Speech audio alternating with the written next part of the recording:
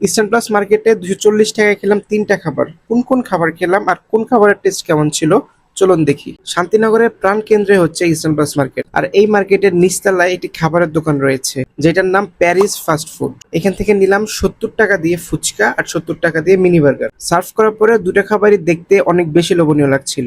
আগে শুরু করলাম ফুচকা দিয়ে। ফুচকাটার দাম ছিল 70 টাকা আর আমাদেরকে দিয়েছিল 8 পিস। ফুচকার পুরটা ভালোই ছিল আর মশলার স্বাদও বেশ ব্যালেন্স ছিল, আর ফুচকাটা অনেক বেশি ক্রিস্পি ছিল যার কারণে খেতে অনেক বেশি ভালো লাগছিল। ওভারঅল প্রাইস টেস্ট সবকিছু মিলে আমি এটাকে 10-এ 7 দিব। এবার মিনি বার্গার খেয়ে দেখি।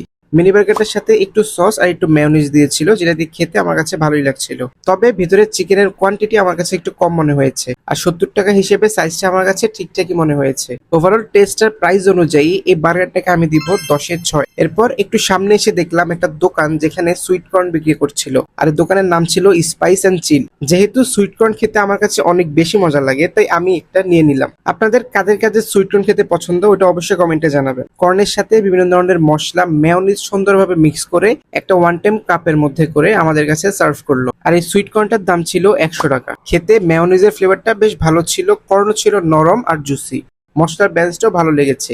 আর ইস্টার্ন প্লাস মার্কেটের এই 3টা খাবারের মধ্যে আমার কাছে সবচেয়ে বেশি ভালো লেগেছিল এই সুইট কর্নটা, তাই এই সুইট কর্নটাকে আমি দিব 10-এ 8।